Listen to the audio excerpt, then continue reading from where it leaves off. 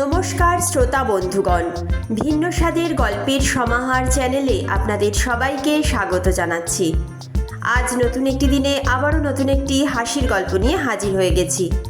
আজকে লেখক প্রদীপ্ত কুমার দাসের লেখা যে হাসির গল্পটি পাঠ করে শোনাবো, গল্পটির নাম চোর পুলিশ খেলা। দারুণ মজার একটি গল্প। আশা করছি গল্পটি আপনাদের বেশ ভালো লাগবে। গল্প পাঠ ভালো লাগলে গল্পের শেষে অবশ্যই একটা লাইক করে দেবেন। আমার চ্যানেলটিকে সাবস্ক্রাইব করে আমার পাশে থাকবেন। তো চলুন শুরু করা যাক আজকের নতুন গল্প, চোর পুলিশ খেলা।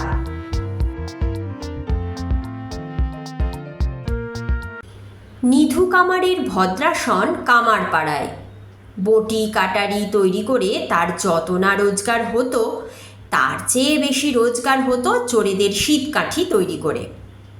এ গায়ে ও গায়ে সর্বত্র চোরেদের মুখে একটাই কথা, নিধুর তৈরি শীতকাঠি কখনো খারাপ হয় না, ওস্তাদ কারিগর বটে নিধু। একদিন সকালে জামরুলতলা থানায় তুমুল হইচই। কী ব্যাপার? থানার বড়বাবু গোবর্ধন গড়াইয়ের বাড়ি কে যেন শীত দিয়েছে। চারপাশের গ্রামের যত চোর ছিল, মানে থানার খাতায় যাদের নাম ছিল, তাদের সবাইকে থানায় তুলে নিয়ে এসে জেরার পর জেরা। চোরেরা সবাই ওর মুখের দিকে তাকাচ্ছে।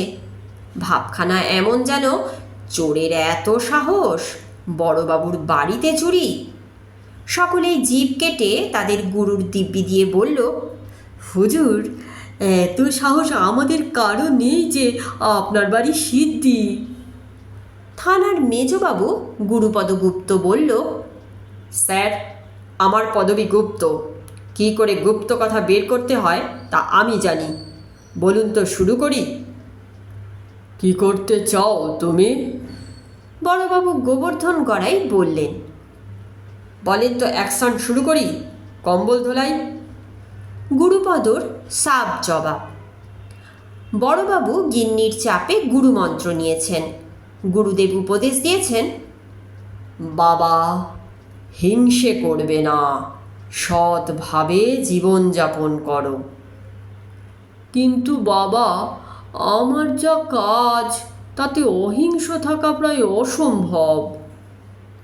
তাহলে ফোঁস করবে শুধু, ছোবল মারবে না।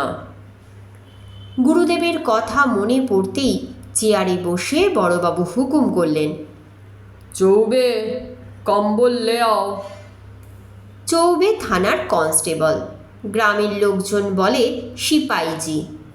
বড়বাবু রাষ্ট্রভাষায় বেশ দুর্বল, তাই চৌবে তাকে বলে, স্যার, আপনি বাংলা মে বাত বলেন, আমি সব সমঝিয়ে যাব। कौन सा कंबल, ज़्यादा खटमल कि कम खटमल वाला? চৌবে জিজ্ঞাসা। যখন লায়গা, বেশিটাই লায়গা। বড়বাবু পা নাচাতে নাচাতে বললেন। থানার লকআপের এক কোণে কম্বলটা রেখে চৌবে বলল, लगता है इसमें एक भी खटमल जिंदा नहीं है, চণ্ডীপুর সে দুসরা লায়েগা। এই নিয়ে বড়বাবুর বেশ গর্ব হলো, কারণ এখানে কম্বল ধুলাইয়ের দরকার পড়ে না, কিন্তু তার বাড়িতে চুরি। ব্যাপারটা কেমন যেন গোলমেলে লাগছে। একটু খতিয়ে দেখতে হবে ব্যাপারটা।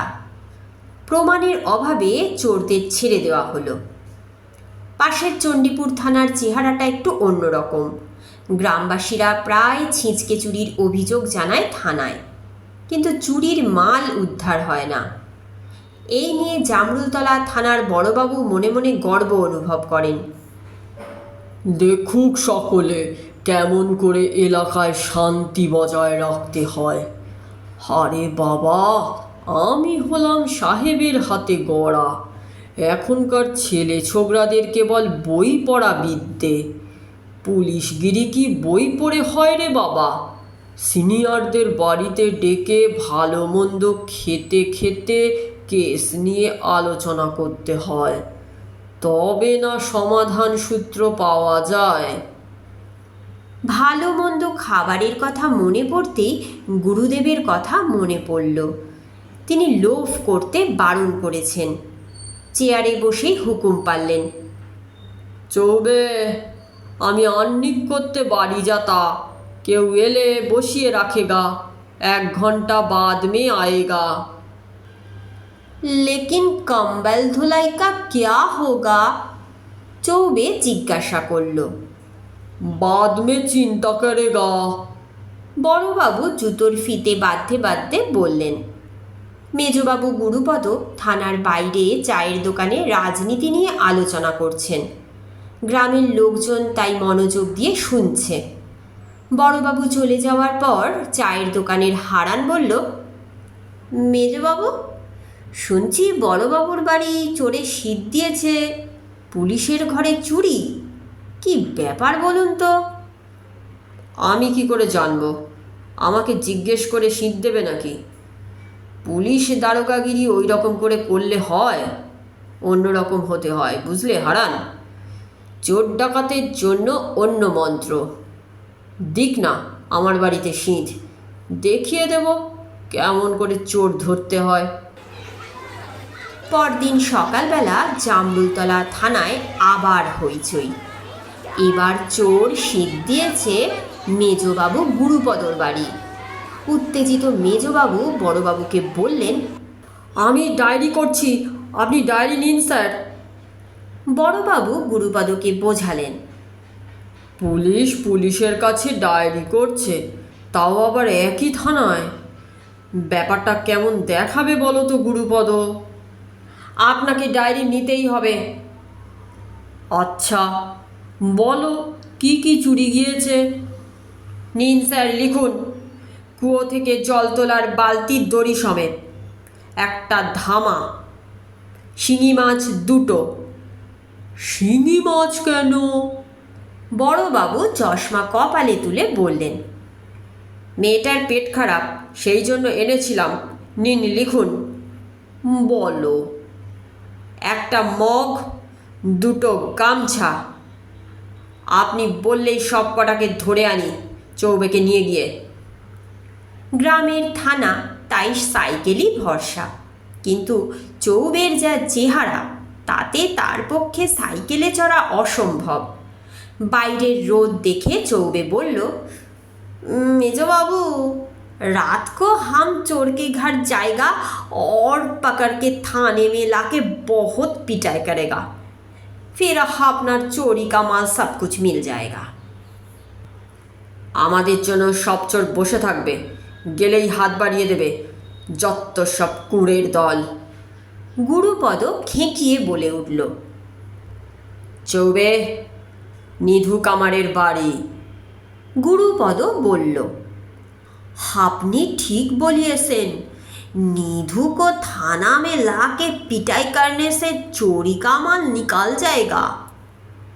মেজবাবু আর চৌবেকে দেখে নিধু শশব ব্যস্ত।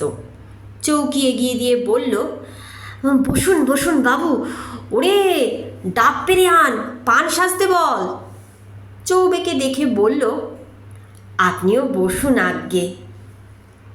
দেখো নিধু, আমি তোমার কাছে পান তামাক খেতে আসিনি। কেন এসেছি বুঝতেই পারছো। তা বুঝতে পারছি বই কি, কিন্তু রাতের কুটুমদের আমি চোখেই দেখিনি। তারা আসে, দাওয়ায় পয়সা রেখে যায়, চাক্ষুষ দেখা হয় না কখনো। নিধু ইনিয়ে বিনিয়ে বলল, কিন্তু তুমি চুরিতে মদত দাও, তাই আইনের চোখে তুমিও অপরাধী, সেটা জানো কি? গুরুপদ কড়া ভাষায় বললেন, ये सब कानूनेर किताबे लिखा আছে, कोर्ट में चालान होने से उकिल बाबू सब कुछ समझिए दिबेन, और थाना में इसी डंडा से हम ही सब कुछ समझिए দিব। চৌবে সংযোজন করল, তাহলে তুমি বলবে না কারা তোমার কাছে আসে, কারা শীতকাঠি তৈরি করায়? গুরুপদর কথায় ধমকে সুর। তাদের তো চোখেই দেখিনি, তো বলবো কেমন করে? তারা রাতের আঁধারে আসে, দাওয়ায় পয়সা রেখে চলে যায়, ব্যাস ওই অবধি। যাকগে হুজুর, এসেছেন যখন পান তামাক সেবা করুন গরিবের বাড়িতে। নিধু গলায় গামছা দিয়ে বলল। রাতে যারা আসে তাদের দিয়ে সেবা করিও পান তামাক। তবে তুমি বলবে না, কি করে বলাতে হয় তা জানি, সেটা মনে রেখো নিধু। চলো চৌবে, ওঠা যাক। लेकिन नीधू का पिटाई का क्या होगा मेजो बाबू? সব হবে চৌবে, চুরির মাল আমি উদ্ধার করবই। গুরুপদ বলল। ওদিকে নিধুর কামারশালা থেকে হাতুড়ির আওয়াজ হচ্ছে। গুরুপদর মনে হলো নিধু বুঝি তার বুকেই হাতুড়ি পেটাচ্ছে। সেই দিন দুপুরে মেজবাবুর মনে হলো যদি নিধুর বাড়ি সারা রাত গোপনে পাহারা দেওয়া যায় তবে কেমন হয়। রাতের আঁধারে কারা আসে যায় দেখা যাবে। বড়বাবুর কাছে তিনি কথাটা পারলেন। বড়বাবু মানে গোবর্ধনবাবু বললেন, আইডিয়াটা মন্দ নয়, তবে পাহারা দেবে কিভাবে? আমি দেখে এসেছি স্যার। বাড়ির সামনে একটা বেল গাছ আছে, সামনে ডোবা, তার পাশে বাঁশ ছাড়ে যদি কাউকে লুকিয়ে রাখা যায় তাহলে কেমন হয়? কিন্তু সারা রাত জেগে কে বাঁশ ঝাড়ে মশার কামড় খাবে? পাশেই ডোবা, মশার দাপটটা বুঝতে পারছো তো। যদি বেলগাছে চড়িয়ে দেওয়া যায়। চড়িয়ে দেবে মানে? কে চড়বে? কেন স্যার, চৌবে? ওর যা চেহারা, ও কি গাছে উঠতে পারবে? আপনি অর্ডার করলে পারতে বাধ্য হবে। চৌবেকে বলে দেখি রাজি করানো যায় কি না। অনেক অনুরোধ করে অনেক ভালো কথা বলে রাজি করানো গেলেও চৌবে আবার অলৌকিক অশরীরীদের যথেষ্ট সমীহ করে। তাই একা বাঁশ ঝাড়ে থাকতে অনীহা প্রকাশ করলেও শেষে নিমরাজি হলো। ঠিক হলো তিনজনে রাউন্ড দিতে বেরিয়ে কামারপাড়ায় যাবে আর সকলের চোখের আড়ালে চৌবে শুট করে বাস ঝাড়ে ঢুকে পড়বে। রাত 12টা নাগাদ গুরুপদ গোপনে চৌবের হাল হকিকত দেখে আসবে। কেমন প্ল্যান দিয়েছি স্যার? চোর বেটা এবার না ধরা পড়ে যাবে কোথায়? ধরা পড়তেই হবে। রাত 10টা নাগাদ তিনজনে রাউন্ডে বেরোলো। যাদের চোখে পড়ল তারা তো অবাক। কিছু গন্ডগোল হলো নাকি? জিজ্ঞেস করলো কেউ কেউ। না, তেমন কিছু নয়, এই দেখছি সব ঠিকঠাক আছে কি না। বড়বাবু বললেন। গ্রামে লোকজন তাড়াতাড়ি শুয়ে পড়ে। এপাড়া ওপাড়া ঘুরে কামারপাড়ায় এসে দেখলেন রাস্তাঘাট বেশ শুনশান, বেশ অন্ধকার। দু একটা কুকুর চিৎকার করলেও চৌবের হাতে লাঠি দেখে তারা এগোতে সাহস করল না। বাঁশঝাড়ের কাছে আসতেই গুরুপদ চৌবেকে বলল, তাহলে তুমি ঢুকে যাও চৌবে। अकेले साथ में कोई नहीं যাবে? চৌবে করুণ চোখে তাকিয়ে বলল। ঘাবড়াচ্ছ কেন? আমি তো কিছুক্ষণ পরেই আসছি। গুরুপদ অভয় দিল চৌবেকে। চৌবে হাততালি দিতে দিতে জোরে জোরে হনুমান চাল্লিশা আওড়াতে আওড়াতে বাঁশঝাড়ে ঢুকল। আস্তে আস্তে চৌবে, তোমার চিৎকারে চোর পালিয়ে যাবে যে। মনে মনে রামচন্দ্র হনুমানের নাম করো। গুরুপদ হুঁশিয়ার করে দিলেন। লেকিন ভূত পাকড়ানে সে? চৌবে ভয়ে ভয়ে বলল। ভূত না ঘোড়ার ডিম, পুলিশে চাকরি করো আর ভূতে ভয়? ভূত ঘোড়া কা ডিম না আছে, सच में भूत আছে। गांव में हमार चाचा अपना आँख से দেখিয়েছে। চৌবে ভীত কণ্ঠে বলল। ঠিক আছে, তুমি এবার বাঁশ বাগানে বসে ভূত দেখো, কিন্তু চোর না পালিয়ে যায়। বলে বড়বাবু মেজবাবু বিদায় নিলেন। ওরা চলে যেতেই নিধুর বাড়ির দরজা খুলে গেল। হ্যারিকেন হাতে নিধু বেরিয়ে এলো, চিৎকার করে বলল, সিপাইজি, আপনি বাঁশঝাড়ে থাকবেন না, আমার দাওয়ায় আসুন। চৌবে গজগজ করতে করতে বলল, তুমি ক্যাসে মালুম কি হামি খানে? আপনারা যা জোরে জোরে কথা বলছিলেন, কামারপাড়া সবাই শুনেছে। আপনি আমার দাওয়ায় বসে পাহারা দিন, দেখুন যদি নিশি কুটুমকে ধরতে পারেন। হি হি করে হাসতে হাসতে নিধু দরজা বন্ধ করে দিল। 1 ঘন্টার মধ্যে থানায় চৌবেকে দেখে গুরুপদ অবাক। কি হলো চৌবে, চলে এলে? ভূতের ভয়? চৌবে পুরো ঘটনার বিবরণ দিল। তাই তো, এইসব কাজ খুব গোপনে করতে হয়, বড় ভুল হয়ে গিয়েছে। গুরুপদবাবু বললেন, কেন, তোমার অপারেশন বেলগাছ কি হলো? গোবর্ধনবাবু শুধোলেন, কিন্তু ওই কাঁটা গাছে উঠবে কে রাত দুপুরে? যদি হাতে পায়ে কাঁটা ফুটে যায় তখন সামলাবে কে? কি করা যায় বলুন তো? মশার কামড় খেয়ে চৌবের অবস্থা কাহিল। একবার হাত মে মিলনে সে ইয়ে ডান্ডা পিঠ মে তোড়েগা, হাত পা চুলকোতে চুলকোতে বলল। চৌবে, তুমি কাল রাত 12টায় বেলগাছে উঠবে? গোবর্ধনবাবু জিজ্ঞেস করলেন। বেলগাছ মে বড়মদৈত হ্যায়, ও জিন গুসা হলে মার ডালবে। তুমি কখনো দেখেছো? গোবর্ধনবাবু শুধোলেন, নেহি, লেকিন কামারপাড়া সকলে ওই তো বলে, রাত মে বেলগাছ জিনকা ডেরা বন জাতা হ্যায়।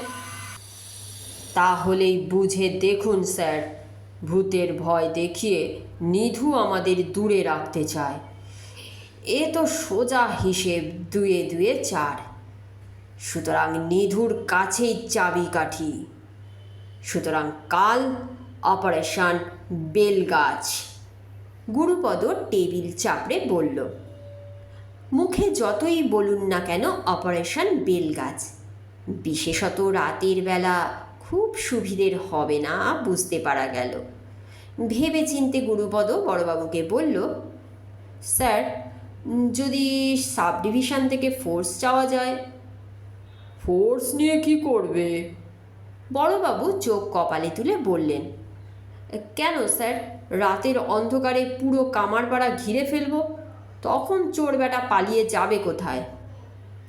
চোর ধরতে সাব ডিভিশনের দরবার করব?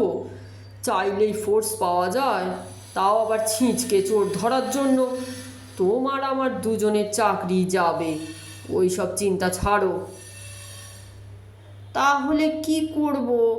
রোজ রোজ চুরি হতে থাকলে পাশের চণ্ডীপুর থানায় খবর যাবে, তখন ওখানকার লোকজনই বা কী বলবে? গুরুপদ বললেন, দেখো গুরুপদ, আমরা কেউই একে অপরের সঙ্গে ফুটবল খেলতে নামিনি।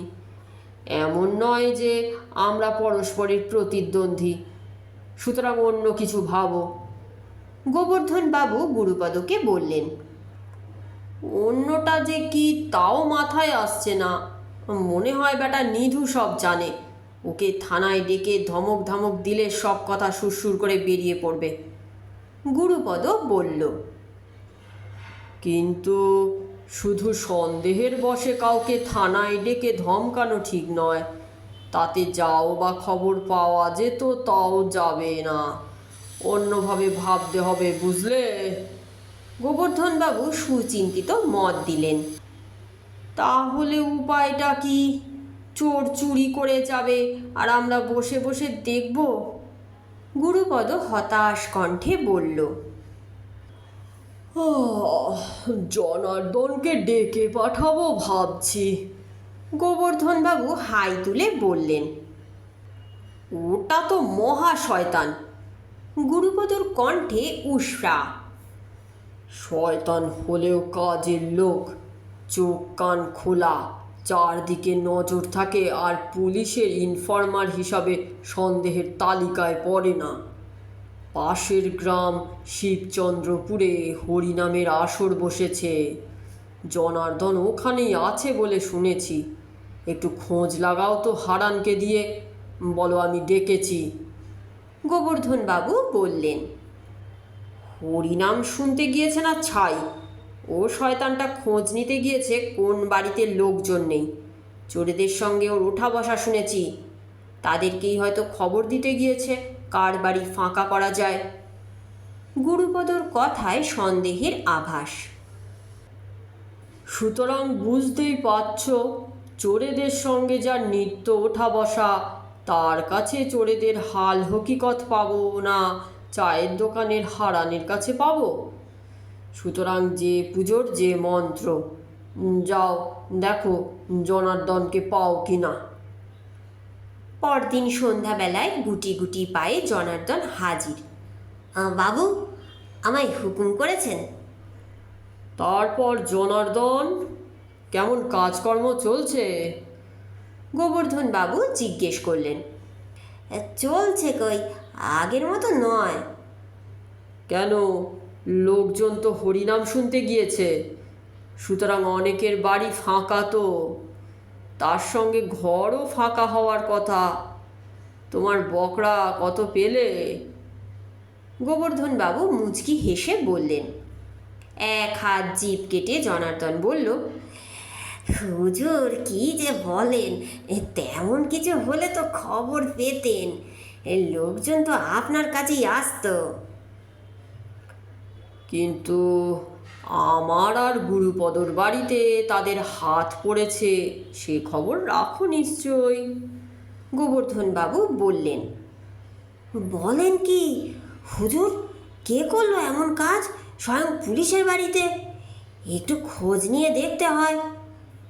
হ্যাঁ, তাই করো, তাড়াতাড়ি খবর নাও। তা না হলে চালান করে দেবো শ্রীঘরে 2 বছরের জন্য, বুঝলে? আমার অপরাধটা কি হুজুর? কুকর্মে সাহায্য করা। যাও এখন এসো। হরি হে দীনবন্ধু পার করো। বলে বড়বাবু চেয়ার ছেড়ে উঠলেন। যাই, একটু বাজারটা ঘুরে। গুরুপদ, তোমার তো সব গেল, রাতে আমার বাড়ি খেও তোমরা। গোবর্ধন বাবু বেরোতে বেরোতে বললেন। স্যার, আমার জন্য কষ্ট করতে হবে না, চালিয়ে নিচ্ছি তো। বেশি কথা বলো না, কি করে চোর ধরবে তাই ভাবো। 2 দিন বাদে জনার্দন হাজির। থানায় তখন বড়বাবু নেই। গুরুপদকে দেখে বলল, বড়বাবু নেই আগে? না, আমি এখন ডিউটিতে, যা বলার আমাকে বলো। কোনো খবর পেলে? তিনি কখন আসবেন আজ্ঞে? যা বলার তাকেই বলবো। দেখো জনার্দন, চালাকি করার চেষ্টা করো না। বড়বাবুকে ভালো মানুষ পেয়ে যা তা বোঝাবে ভেবেছ, সেটি হবে না। তোমার প্রতিটি কথা বিচার বিবেচনা করে দেখা হবে, তারপর বাকি কাজ। বিচার করতে গেলে সময় কাবার হয়ে যাবে, তাহলে তাদের আর ধরা যাবে না আজ্ঞে। এর মধ্যে বড়বাবু হাজির। জনার্দনকে দেখে বললেন, চা খাবে তো জনার্দন? হাঁক পারলেন। হারান, 3টে। ব্যাপারটা গুরুপদর ভালো লাগছিল না। সামান্য একজন ইনফর্মার, তার এত খাতির। সিনিয়রের কাছে কিছু বলতে পারছেন না, মনে মনে চটে রইলেন। তার ভালো লাগছিল না, বললেন, আমি একটু আসছি। বাইরে বেরিয়ে চৌবেকে জিজ্ঞেস করলেন। চৌবে, জনার্দন লোকটা কেমন? ওটা একটা শয়তান আছে, বহুত বদমাস। বড়বাবু খাতির করেন, নেই তো ডান্ডা পিঠ মে তোরতাম। চা খেয়ে জনার্দন মুখ খুলল। সংক্ষেপে যা বলল তাতে জানা গেল চোরেরা কেউ এখানকার নয়। গোবর্ধনবাবু বললেন, চোরেরা মানে? বহু বচন কেন? জনার্দন যা বলল শুনে বড়বাবুর চোখ কপালে উঠল। দীর্ঘদিনের পুলিশ জীবনে দারোগাগিরি করে এই রকম কথা কখনো শোনেননি তিনি। সাধু আর সন্ন্যাসীর দুজনের জীবিকা একই, না বলে পরের বস্তুকে নিজের বলে মনে করা। ওদের দক্ষ হাতের সূক্ষ্ম কাজ দেখে ওদের গুরুও অবাক। শেষে ঝগড়া লাগে দুজনের কে বড়। যুদ্ধটা যেন মহাভারতের কর্ণ আর অর্জুনের। চোরদের মধ্যেও তুমুল ঝগড়া। এক দল বলে সাধু বড়, তো অন্য দল বলে সন্ন্যাসী। তাই ঠিক হলো পরীক্ষা নেওয়া হোক। সেই পরীক্ষার ফল জামরুলতলা থানার বড়বাবু আর মেজবাবু। শুনে বড়বাবু বললেন, জনার্দন, তাহলে ওই দুই মহারাজকে পাবো কোথায়? সেটাই তো বুঝতে পারছি না আজ্ঞে। একজনের কাছে খবর পেয়ে আপনাকে খবর দিতে এইছি। এই খবরটা যেমন দিলে, বাকিটুকুও দাও একটু তাড়াতাড়ি। সেই চেষ্টা তো করেছি, কিন্তু খবর জোগাড় করতে পারছি না আজ্ঞে। আচ্ছা জনার্দন, কামারপাড়া নিধুকে তোমার কেমন মনে হয়? ওর কাছে তো অনেকে আসে যায় শুনেছি। ওকে চাপ দিলে কিছু হবে মনে হয়? শীত কাঠিতে ওর হাত যশ আছে, তাই চেষ্টা করে দেখতে পারেন। পরের দিন বিকেলবেলা নিধুর কামারশালে হাজির বড়বাবু। বড়বাবুকে দেখে নিধু শশব ব্যস্ত। বাইরে ডেকে নিয়ে নিধুকে বললেন, নিধু, শুনেছ নাকি সাধু আর সন্ন্যাসীর জন্য সরকার থেকে 5,000 করে মোট 10,000 টাকা পুরস্কার দেবে বলেছে তাকে, যে তাদের খবর দিতে পারবে। মহকুমা থেকে সব থানাকে এই খবর জানিয়েছে। 5,000 থেকে 10,000। ভেবে দেখো তুমি কি করবে। যদি এই ব্যাপারে তোমার কাছে কোনো খবর থাকে, তবে সঠিক খবর হলে সুপারিশ করে দেব। 1 মাসের মধ্যে টাকা পেয়ে যাবে।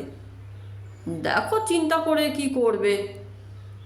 ভালো কথা, এই সব কথা 5 কান করো না যেন। যদি কোনো রকমে ওই দুই মহারাজের কানে যায়, তবে পাখি ফুরুত হয়ে যাবে। কিন্তু হুজুর, আমি তো ওই সব খবর রাখি না। ঠিক আছে, রেখো না, আমার বলার কথা বললাম। দেখি চণ্ডীপুর আর পার্বতীপুর থানায় গিয়ে কোনো খবর জোগাড় করতে পারি কি না। তবে থানা প্রতি 5,000, আধা আধি করে নেব। তাই বা মন্দ কি? দেখো চিন্তা করে, যদি তোমার কাছে খবর থাকে তো 5-5-10,000 তোমার। বলে গোবর্ধনবাবু সাইকেলে উঠে পড়লেন। গোবর্ধনবাবু চলে যাওয়ার পর লোভে নিধুর চোখ চকচক করে উঠল। মনে মনে ভাবল, চিংড়িমারি খালের পাশের জমিটা বুঝি তার হাতে এসেই গিয়েছে। টাকাটা হাতে পেলেই হয়। 10 বিঘা ধানি জমি, জলের অভাব হবে না, কারণ পাশেই চিংড়িমারি খাল। 2 দিন পর সন্ধ্যায় গুটি গুটি পায়ে নিধু হাজির জামরুলতলা থানায়। ফিসফিস করে বড়বাবুকে বলল, আজ রাতে উকিলপাড়ার বোসবাবুর বাড়ি সাধু শীত দেবে শুনেছি। ও বাড়ির সবাই গয়ায় গিয়েছে তীর্থ করতে, আর সন্ন্যাসীও মন্দিরের ঠাকুরমশাইয়ের বাড়িতে যাবে, এই রকমই খবর পেয়েছি গোপনে। অবশ্য এর জন্য খরচা করতে হয়েছে বেশ কিছু। সেই দিনই সাধু আর সন্ন্যাসী ধরা পড়ল। 2 মহারাজ কোর্টে চালান হবার পর নিধু থানায় হাজির। হুজুর, আমারটা। দেখো নিধু, ওই গল্প না ফাঁদলে দুটোকে ধরতে পারতাম। আর শীতকাঠি ফাটি তৈরি করতে যেও না। যেমন বটি কাটারি করছো করো, না হলে কুকর্মে সাহায্য করার জন্য চালান হবে, এই বলে দিলাম। নিধু আর কথা না বাড়িয়ে চলে গেল। নিধু চলে যাওয়ার পর গুরুপদ প্রচুর হাসলেন। বললেন, স্যার, আমার আইডিয়া ফেল। আপনার মাথায় এটা এলো কি করে? পাকা চুলে হাত বোলাতে বোলাতে বড়বাবু বললেন, যেদিন তোমার মাথার চুল পেকে তুমি বড়বাবু হবে সেদিন তুমিও পারবে। একে কি বলে জানো? একে বলে অভিজ্ঞতা।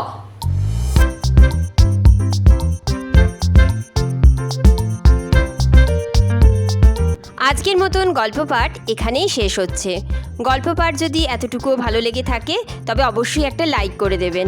আমার চ্যানেলটিকে সাবস্ক্রাইব করে আমার পাশে থাকবেন, যাতে ভিন্ন ভিন্ন স্বাদের বিভিন্ন ধরনের গল্প নিয়ে আপনাদের সামনে হাজির হতে পারি। আপনারা খুব ভালো থাকবেন, সুস্থ থাকবেন এবং সাবধানে থাকবেন। নতুন একটি দিনে নতুন একটি গল্প নিয়ে আবার আমি আপনাদের সামনে হাজির হব।